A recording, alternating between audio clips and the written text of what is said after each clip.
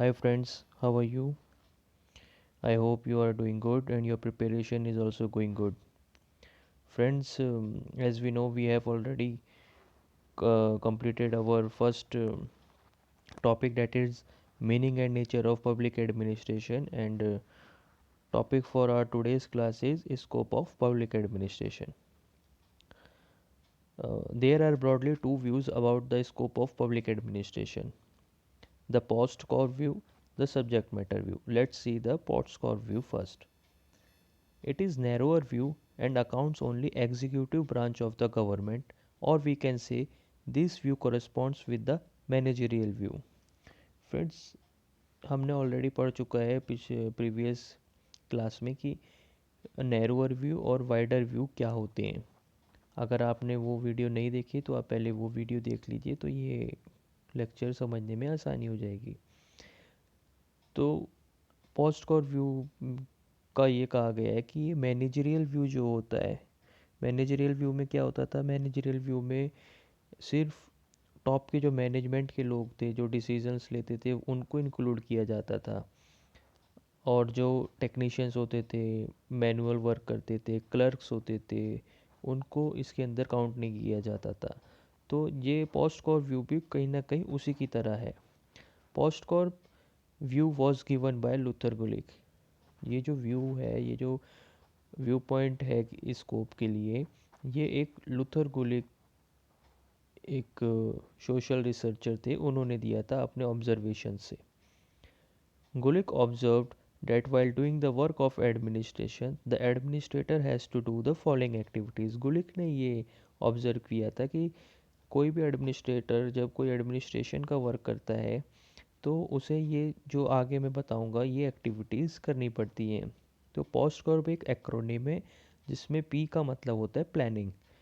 Outlines, it means outline the function to be performed and describes stages of work, thought in action, preparation of work method. इसमें हम क्या, planning में क्या होता है कि कोई भी एडमिनिस्ट्रेटर होता है वो वर्क मेथड को डिसाइड करते हैं कि किस तरीके से हम किसी वर्क को कंप्लीट करेंगे. उसके लिए ड्राफ्ट्स बनाते हैं वो, फिर कितनी स्टेजेस में ये प्रोजेक्ट, कोई प्रोजेक्ट है तो उसको कंप्लीट किया जाएगा. फिर एक तरह से वो आउटलाइन करते हैं, प्लानिंग करते हैं किसी भी वर्क को करने के लिए. ये एक एडमिनिस्ट्रेटर द्वारा किया जाता है. सेकंड है इसमें oh, organising the structure of administration so that the administrative work can be divided properly. It means dividing units of organizations, formulation of departments, etc. Organising में क्या होता है कि जितनी हमारी मैन पावर है उनको हम ऑर्गेनाइज करते हैं. ऑर्गेनाइज इन द सेंस उनको डिफरेंट यूनिट्स में बांटते हैं, डिफरेंट सेक्शंस में बांटते हैं, फिर उनके अलग अलग डिपार्टमेंट्स बनाते हैं, उन डिपार्टमेंट्स के अलग अलग फंक्शंस होते हैं जो वो करते हैं. तो इस तरह से. और ओ का मतलब होता है organising. S for, S stands for staffing. It stands for appointment of officials in organisation, training etcetera.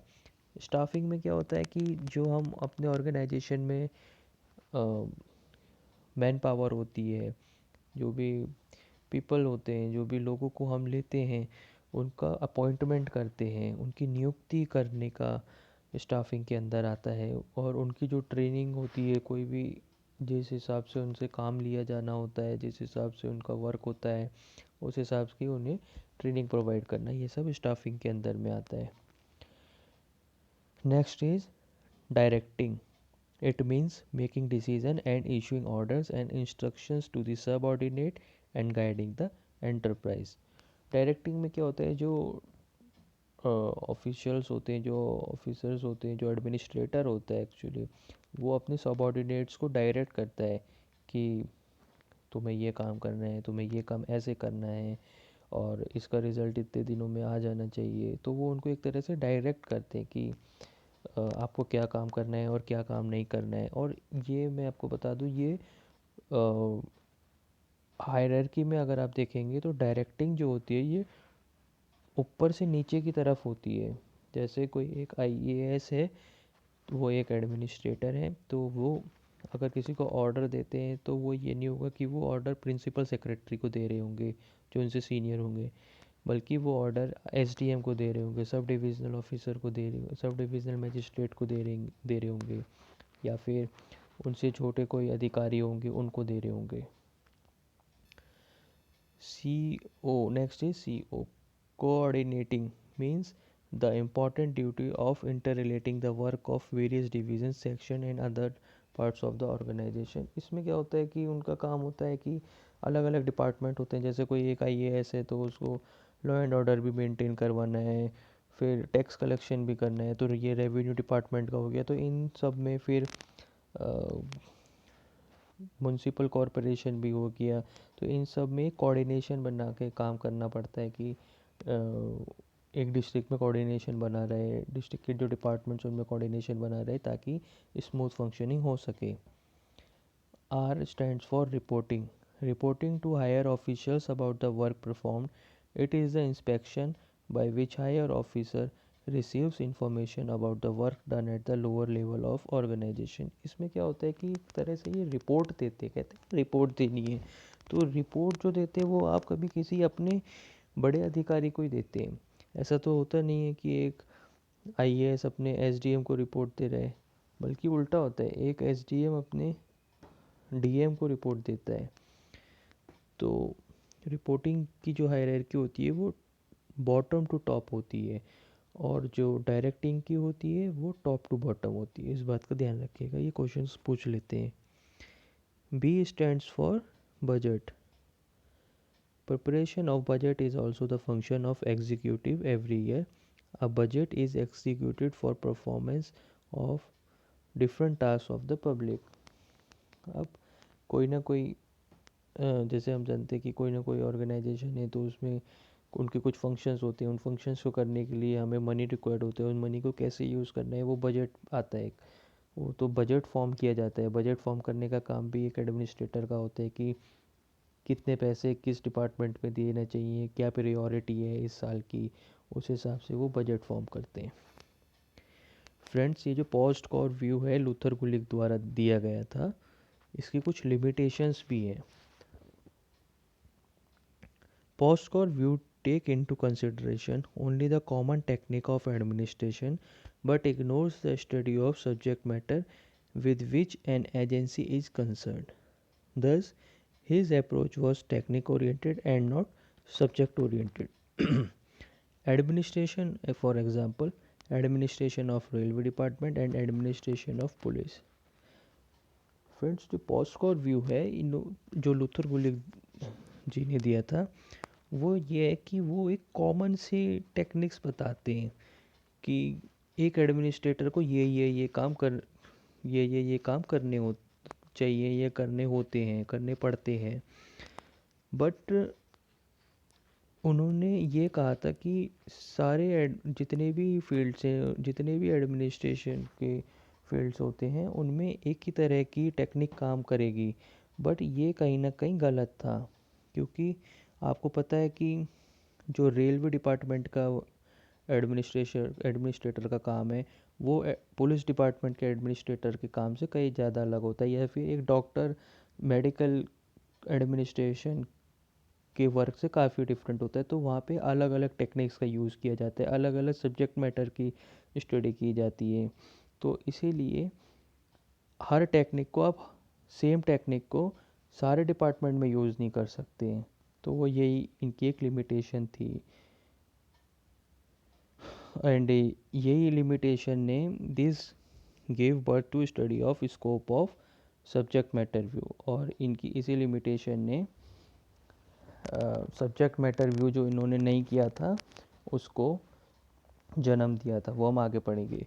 Friends, यहाँ पे ये मैंने हाईलाइट किया technique oriented and not subject oriented. तो कभी पूछ लेते हैं क्वेश्चन में, आप नोट्स बनाते हुए इसको लिख लीजिएगा कि लूथर गुलिक की जो अप्रोच पोस्ट कॉप थी वो टेक्निक ओरिएंटेड थी and not subject oriented. Subject matter view क्या है? Public administration deals with the process and substantive matter of administration such as law, defense, education, public health, justice, welfare, etc. These all have different procedures, working conditions, and problems. Thus, they need different administrative practices and methods unlike PostCorp view which says all administrative functions can be done through PostCorp. ये जैसे कि हम जानते हैं अलग अलग administration की fields हैं, जैसे लॉ है, डिफेंस है, एजुकेशन है, पब्लिक हेल्थ है, जस्टिस है, वेलफेयर है, ऐसे और भी सारी कई सारी हैं।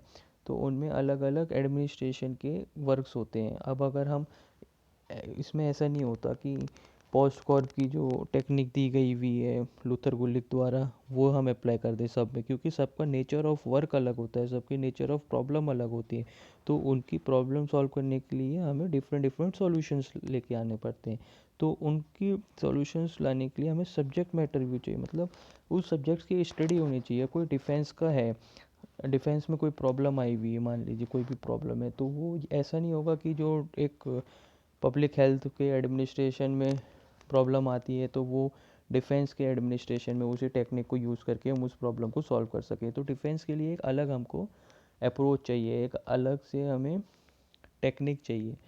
तो वो यही है subject matter view. I hope मैंने POSDCORB and subject matter view आपको दोनों समझा दिए है।